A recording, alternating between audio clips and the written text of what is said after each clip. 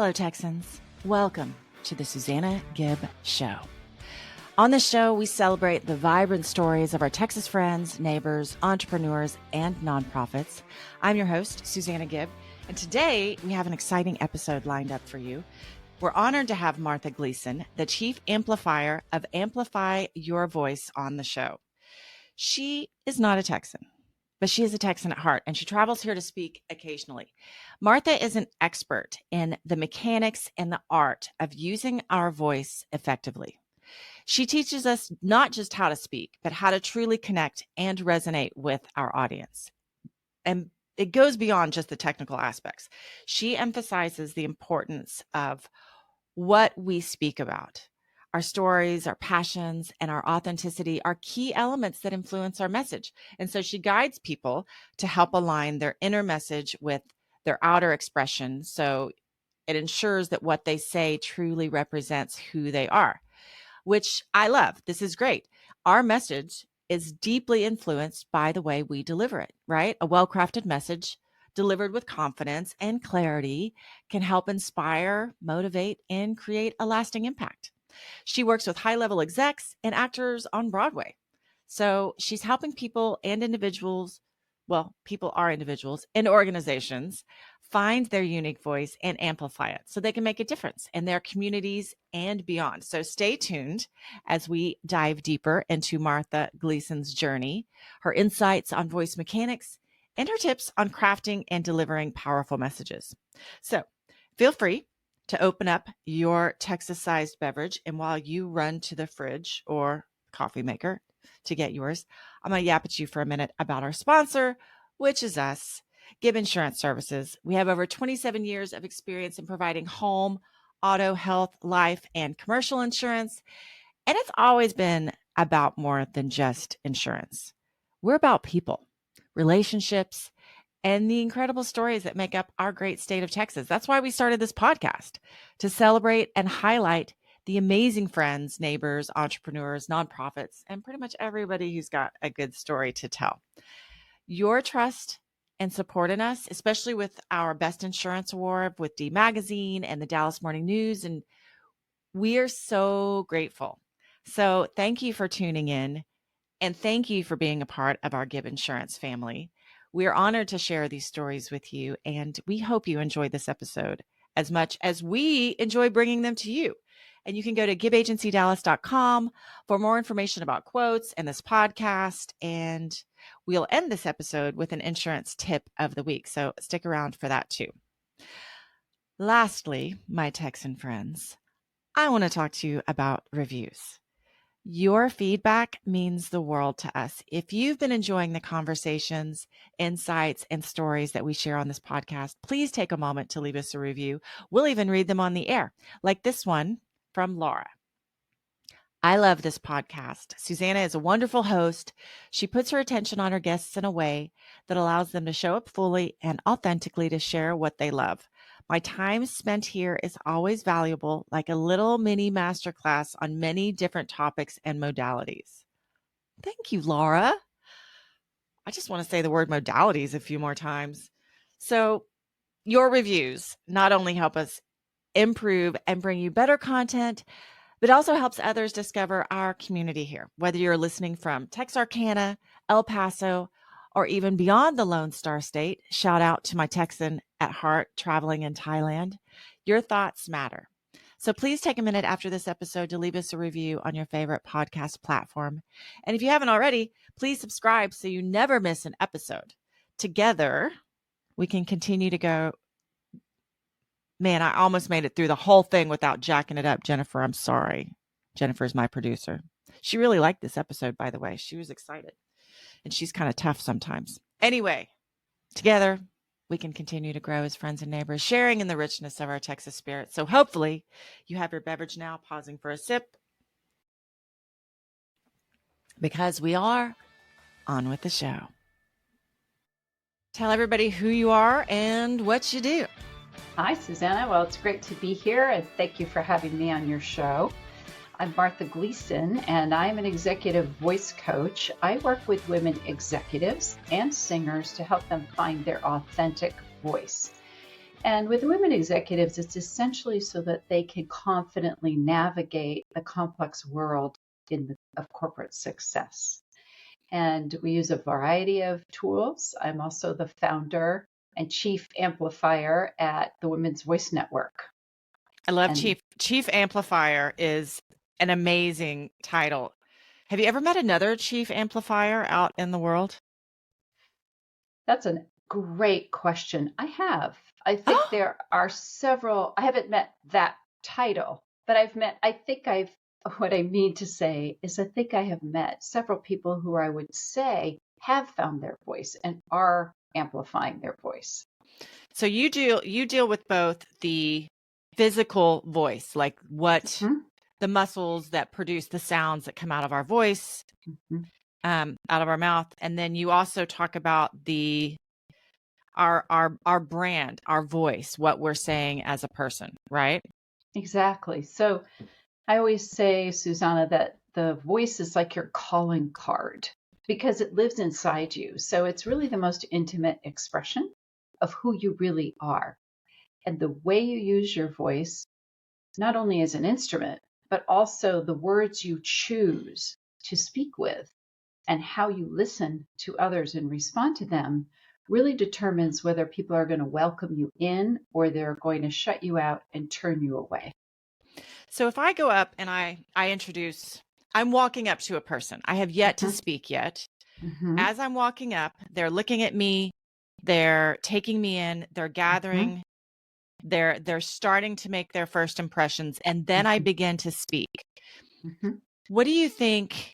How does the voice play into that first impression? Obviously, it's probably not the first thing, but it's got to be in the top choices of how people choose to think of us in, because they say, what is it? A first impression happens in the first, 7 seconds? Is that right? 7, yes. That's right. And I think of all the tools available to you when you are meeting someone, when you're at a networking event, when you're on a stage, your voice is your most powerful tool. So I'd say, certainly how you carry yourself, how you walk, whether you look open and welcoming, those are very important. But the voice itself is your most powerful presentation tool. So when you start to work with somebody, do people work with you for the physical voice or this is my brand, I'm trying to find my voice and what I'm trying to say in the world? Like, what comes first? It's like the chicken and the egg question. The chicken and egg. Well, it's interesting, but I find that people come to me for either or. Okay. So most often, if someone doesn't like the sound of their voice, they will come to me for actual vocal rehabilitation. A lot of times they might get tired if they're talking all day. Maybe they find as their voice gets older that it doesn't sound the same as it did when they were younger. There's a lot that can be done for that. On the other hand, if someone is okay with the way their voice sounds, but they just are afraid they're going to forget what they're going to say, or they don't feel that the way their voice sounds and what they say is really in alignment with their brand, then we dive into really finding your authentic voice, which is the work we're essentially doing in the Women's Voice Network. We're doing that deep dive into what are your core values? What are your strengths? What are the boundaries that you need to set? What is your happiness pie recipe?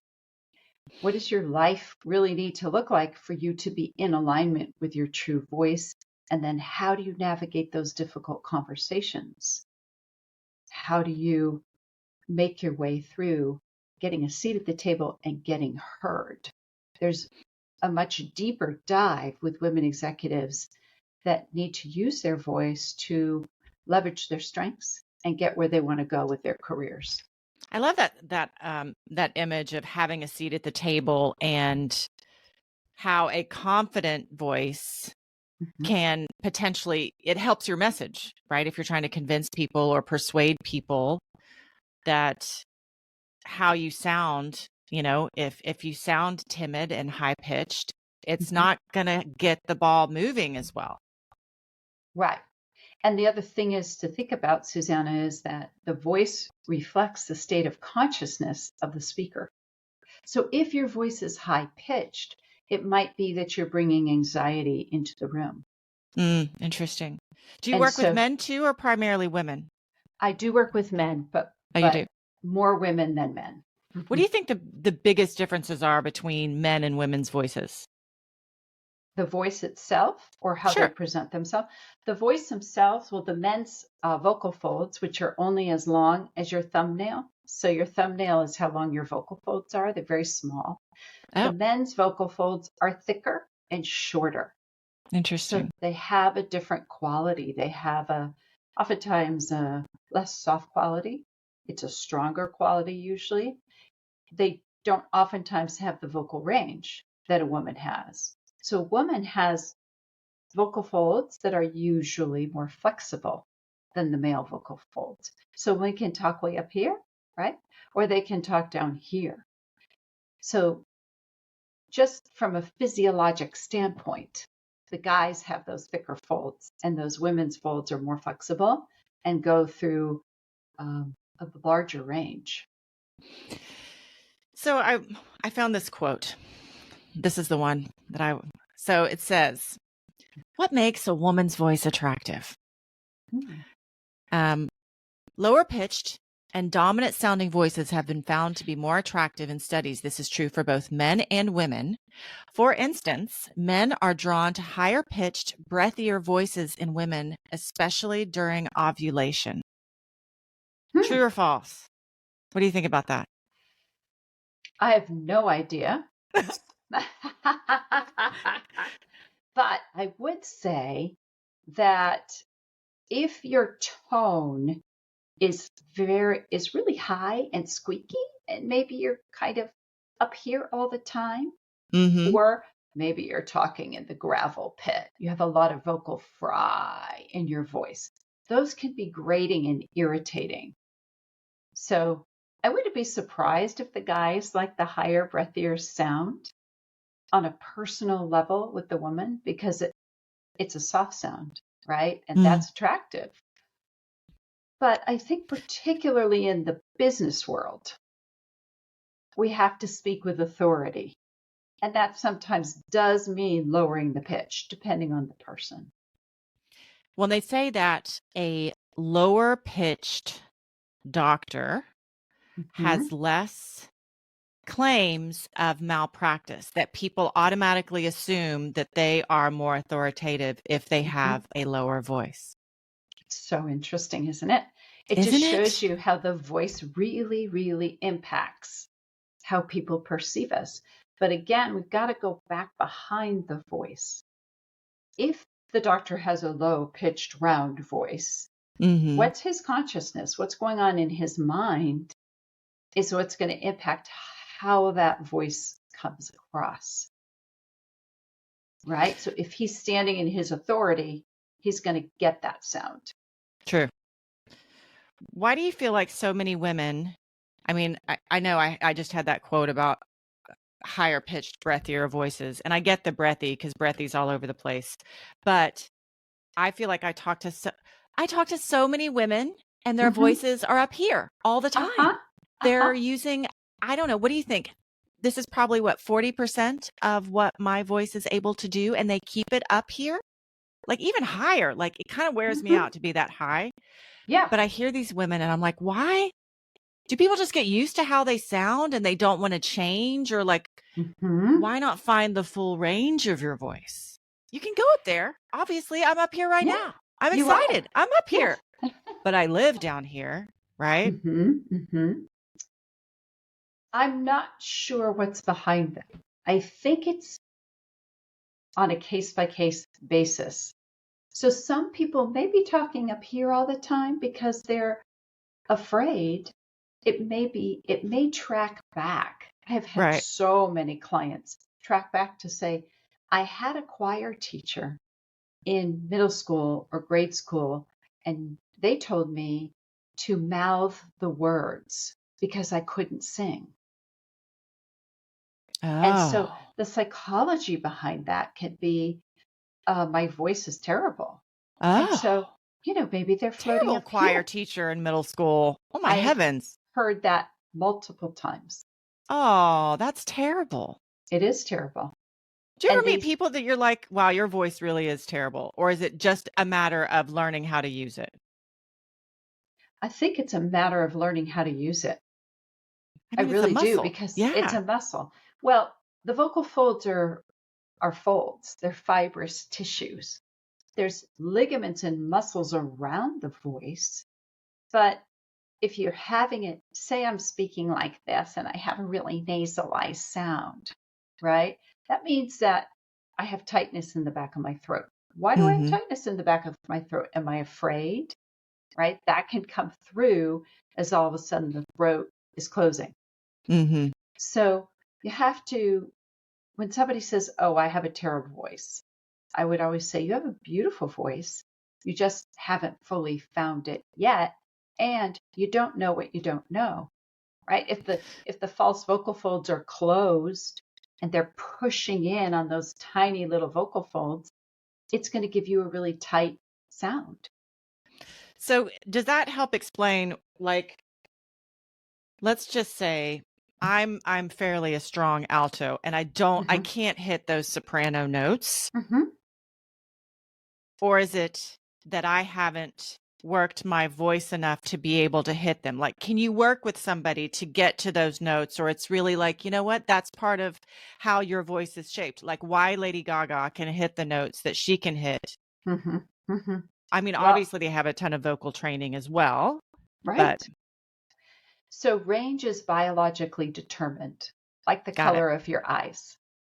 Okay. So it's absolutely biologically determined. But most people are not using their full range. So those The full vocal range. folds are like a rubber band. They're going to stretch and they're going to go further than you think they will, but they're like a muscle. If you're not used to stretching them, what happens when we go to the gym and we don't stretch our hamstrings? They get tighter and tighter and tighter. True. Same thing with your vocal folds. So I suspect that an alto, oftentimes if I'm working with an alto, the first thing I'll do is start in the middle, which is a really safe place to start.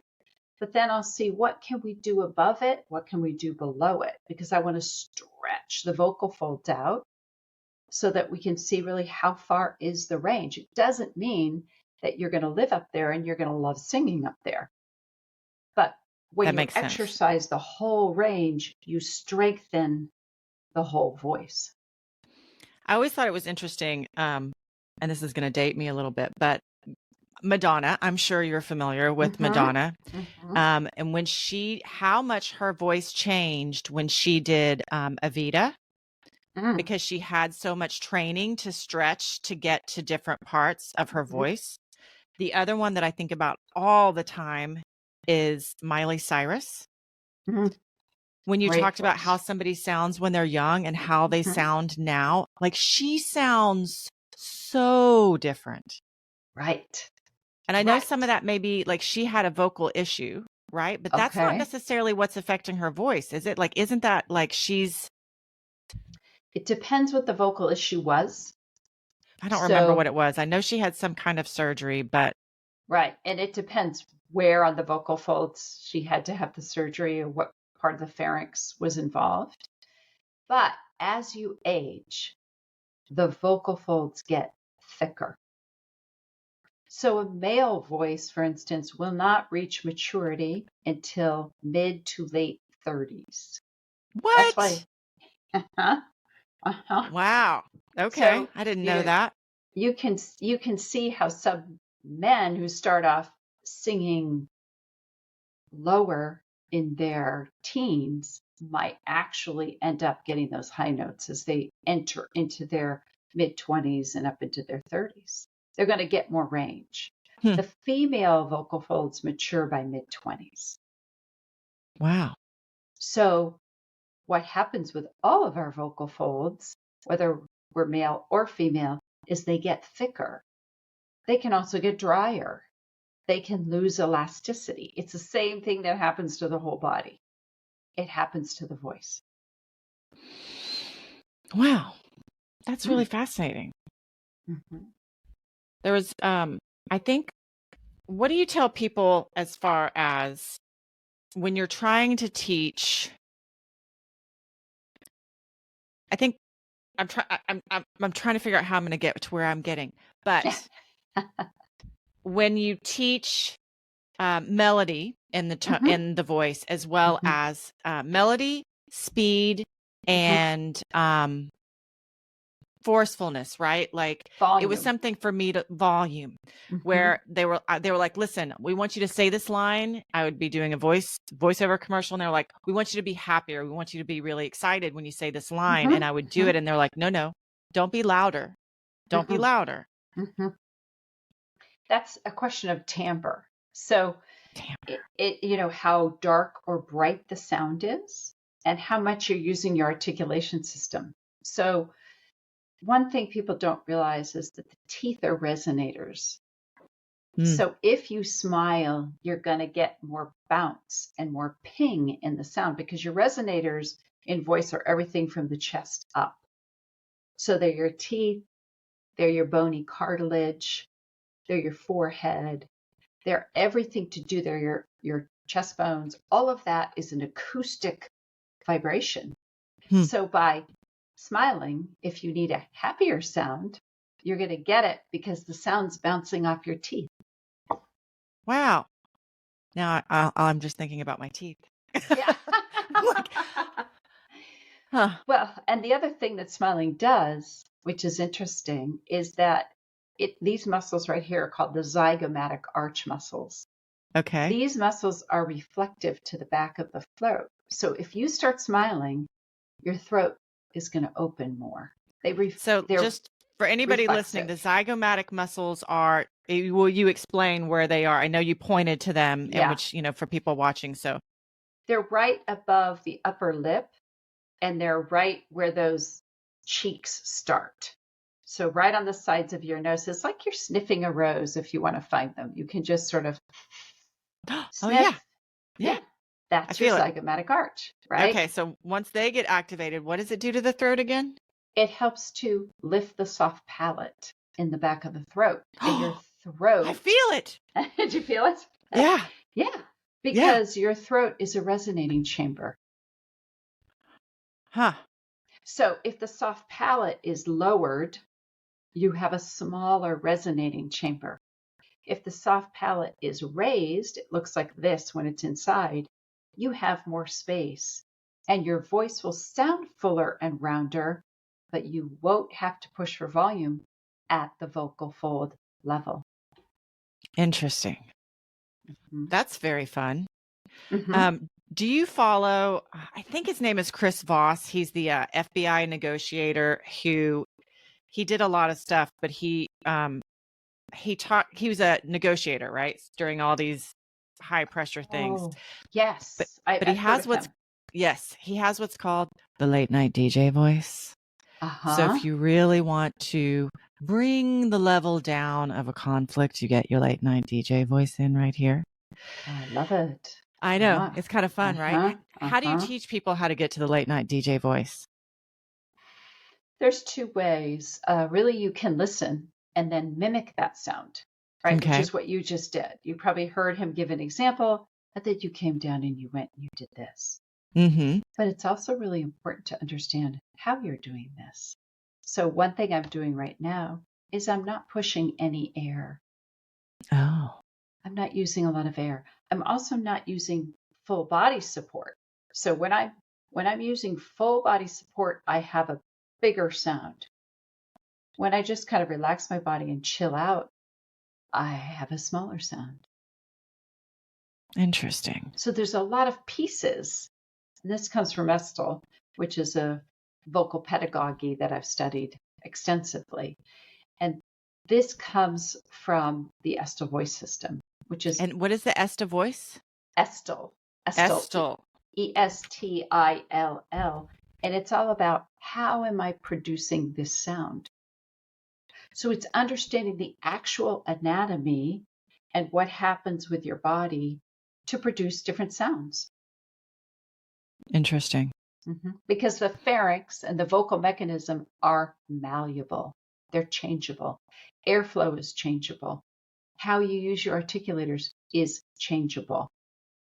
Well, and you haven't even gotten to diaphragm yet. And that's a whole other thing. yeah. But the thing to know is that if you don't like the sound of your voice, you can improve it with a few simple tools. That's the key that I want your listeners to know, is it can get better. You simply don't know what you don't know. Are there some things that people can do on their own if they wanted to like get the process started, or do you have any tips or tricks? Yeah, I'll teach you the first thing I'll teach you is the double breathing exercise. Okay. So you're going to sit up straight and the hands are relaxed by the body. And you're going to first just breathe in short, long through the nose, and then double exhale short, long through the mouth. Right. Okay. So twice in and twice out. You've got it. Now we're going to add something. We're going to add tensing the body in a wave as we breathe in. So here we go. Tense the body in a wave. Good. Now throw the breath out and relax. Good. Let's practice that again. Tensing the body in a wave. Throw the breath out and relax. So what that breath does is two things. First of all, it centers you. So do you feel any calmer and centered after you do that? Do you I feel amazing. Anything? So good. It's a great breath. You can use that anytime you want to center and calm down. What did you call that breath again? The double breathing with tension. Double breathing with tension. I feel like that needs a cooler name, Martha. But maybe I do. Sounds like maybe something I would order at McDonald's. Double breathing with tension. Okay. The other thing it does is it opens the false vocal folds. The what and vocal cords? The false vocal folds. The false. Okay. And those are the muscles and the tissues and the ligaments that surround your true vocal folds, the ones that are just as long as your thumbnail. And when you open them, you release the pressure on the vocal folds. And that gives you more space and more sound. Okay. Wow. Okay. Just by breathing. Okay. Just by breathing. So I love that breath. I use it all the time. In fact, I used it before I came on this podcast. All right. Double breath with tension. Got it. Right. You got it. What else you got? You have another trick? Sure. Let's do the relaxation series. I'm going to take my headphones off for this. Oh, okay. Oh, my headphones want to come off with you. They keep falling out of my stupid ear. By just softening the fingertips. So we're not going to work with stiff fingers. We're going to work with softened fingers.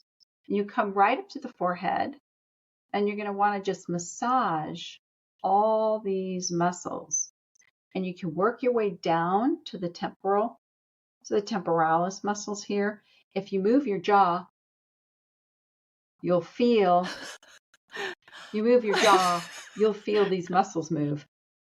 So if you have a tight jaw, you can start here, right? Oh. And then you're going to move down by your ears. Just the masseter muscle right here. These muscles are thicker, so you can give a little more pressure. Okay. You're telling these muscles it's okay to let go.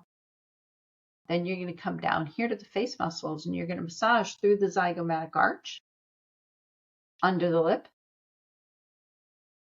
right? And you're going to take your thumbs and go underneath your chin,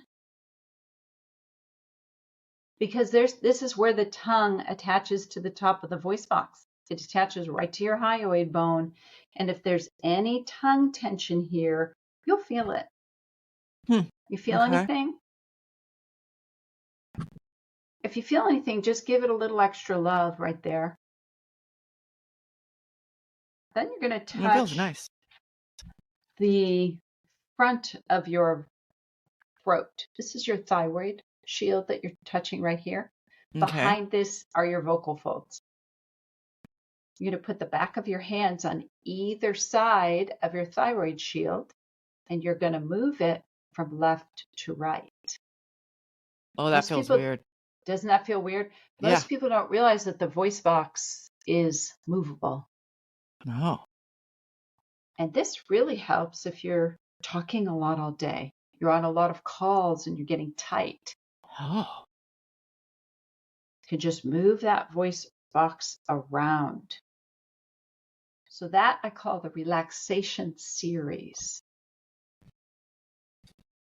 It's so funny because we haven't even spoken anything yet. No, that's right. That's right. We start with the breath, we start with the muscles. In terms of getting a better sound, you really do want to start with your breathing and you want to start with this whole thing. You have to start with the physicality of it before we go inside. And when we go inside, there's a whole lot of things that need to happen, such as tongue exercises. We could do that real quick. Let's do one more. So we'll take the tip of the tongue. I call this tongue yoga. Okay. And we're going to go around the outside of the teeth.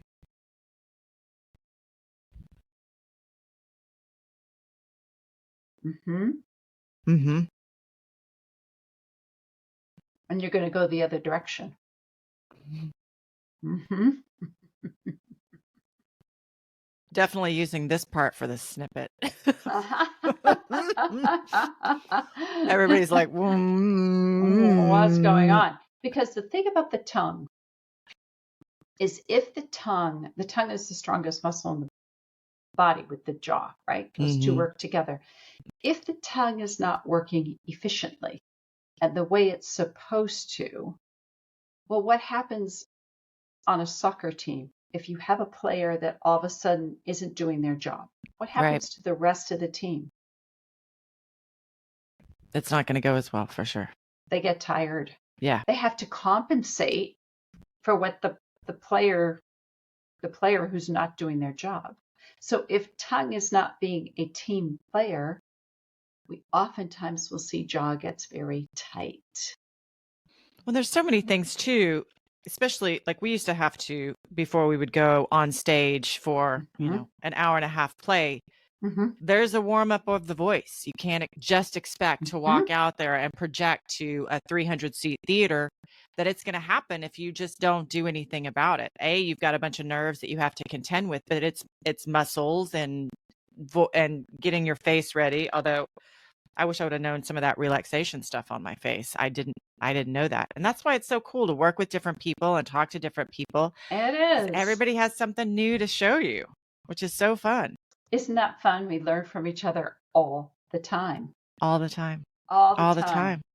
So yeah, I mean, I think those three are great. Those three exercises are a great place to start. The double breathing with tension, the relaxation series, and the tongue yoga. That's a great place to start. Well, thank you so much, Martha. I appreciate that you came on and talked to us about our voice and our actual voice and our other voice. Well, thank you for having me. I mean, it's great to have this conversation and to build this awareness. I was working in a workshop recently, and one of the participants came up to me and said, "Thank you for teaching me more about how to use my voice, because I always thought there was nothing I could do about it." And it really left me feeling unconfident. And so I could just see how much more confidence she had because she had tools and resources. So it's cool to be able to share them. Yeah. Well, if people want to find you, how do they find you? They should find me on my website, which is www.marthagleasonvoice.com. Excellent. And you're actually, where are you? A lot of this is Texas people. So, but I went out of the state for this one, you guys. I did. You are in, what state are you in? I'm actually north of Boston in New Hampshire, but I do, the majority of my teaching is online. So. Okay. So you can talk to anybody anywhere. Do you work with people on accents? I do, but I have to be fully transparent. I am not a big fan of code switching and losing your accent completely, because I think it's part of who you are. Part of your authentic voice. Yeah. It's part of your authentic voice. Now, I am a big fan of being able to be understood. Yeah, that makes sense. And I think there's a difference there. Well, it's so much more acceptable now. We don't all have to talk in the transatlantic voice or the newscaster voice. We can Right. use whatever voice we want, and then that's part of your voice signature. So, Exactly. But you do want to make sure you're heard. yeah, agree. Agree. Yeah. Yeah. And you know all about that being an actress. So, well, thank you for having me. Thank you so much for being here. I appreciate it. I'm going to stop, but don't go anywhere. Okay. And I want to do that face thing some more. So, anyway, thank you for tuning in. Before we leave you, here is your insurance tip of the week. Last week, which was actually more like a month because we took a little summer hiatus. Anyway, we mentioned how Farmers was dropping coverage for a lot of homeowners with dwellings at $1 million. We also just heard that they are dropping coverage for people who aren't bundled, meaning their home is with one carrier and their auto is with another. And then we recently just heard that they are dropping coverage for people with water claims. So, two things to be aware of. One, if you have your home with one carrier and your auto with another, you should check with your agent. Usually you get discounts for bundling them together. And this is not the first carrier I've heard of that is doing this. And so you don't want to be scrambling for coverage. And check your water heaters. Prevention is better than a pound of cure. Benjamin Franklin famously advised fire-threatened Philadelphians in 1736. So, yeah, I know no one likes dealing with insurance, but that's what your amazing insurance agent is for. And if you don't have an amazing insurance agent who just won Best in D magazine, then yeah, we'd love to talk to you. Thank you for spending time with us. Please share this podcast with one of your friends and neighbors, whether you live in Texas, are a Texan at heart, or one of our distant neighbor states. And we'll see you here again next week.